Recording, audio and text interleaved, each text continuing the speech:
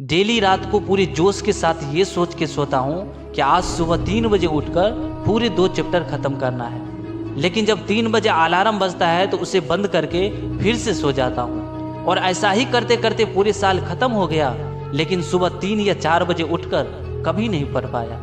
अगर तुम भी ऐसा ही करते आ रहे हो तो ये 2 मिनट का वीडियो देख लो।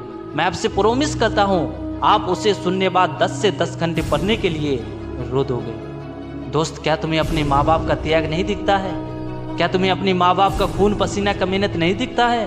तुम्हारे माँ बाप तुम्हें कोई काम नहीं बताता है, वो ये सोचता है कि मेरा बेटा या बेटी पढ़ाई कर रहा है, लेकिन तुम कमलों में घुसकर पतली कमरिया और लाल लिपस्टिक वाली सबको लाइक करते हो।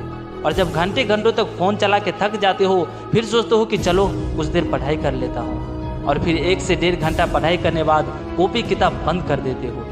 दोस्त, ये सब करके तुम किसको धोखा दे रहे हो, अपने आप को या अपने माँ बाप को? एक बार अपने दिल पे हाथ रखकर सोचो, जब कोई तुम्हारे माँ बाप से पूछेगा कि तुम्हारा बेटा या बेटी इस बार एग्जाम दिया था तो कितना नंबर आया है, तो उस समय तुम्हारे माँ बाप क्या जवाब देंगे? क्या यही कहेंगे कि कम नंबर आया या फेल हो गया? तो ये बात बोलते तुम्हारे माँ बाप को कितना शर्म होगा, कितना इंसल्ट होगा। जरा सोचो, क्या तुम अपने माँ बाप के लिए इतना भी नहीं कर सकते कि गांव समाज में सर झुका के नहीं बल्कि गर्व से सर उठा के कहे कि मेरा बेटा या बेटी 95% लाया है? जब कोई दोस्त या रिश्तेदार वाले फ़ोन करके तुमसे पूछेगा कि तुम्हारा कितना नंबर आया तो उस समय क्या जवाब दोगे?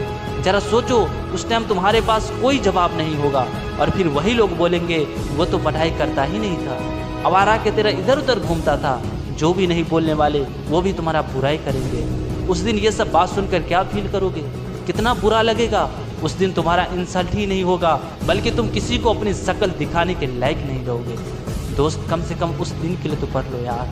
दोस्त, अब तुम्हारे पास कम टाइम नहीं बल्कि बहुत कम टाइम बचा है, इसलिए सब फालतू के काम छोड़ो और सिर्फ पढ़ना है, पढ़ना है, पढ़ना है और ऐसा पढ़ना है कि सब कुछ फोड़ करके रख देना है। लेकिन सबसे इम्पोर्टेंट, इस फ़ोन को कुछ दिनों के लिए अपने से अलग कर दो, नहीं तो आपका बना हुआ ज़िंदगी बर्बाद कर देगा ये मोबाइल फ़ोन। आपका दुश्मन आपके जेब में रखा हुआ है। इसलिए दोस्त, प्लीज़ प्लीज़ प्लीज़ अब भी टाइम है, अपने तरफ से पूरी जान जी लगा के पढ़ने लग जाओ। और मैं आप सभी के लिए भी ईश्वर से दुआ करूंगा कि आप सभी का एग्ज़ाम अच्छा हो और रिजल्ट भी शानदार आए।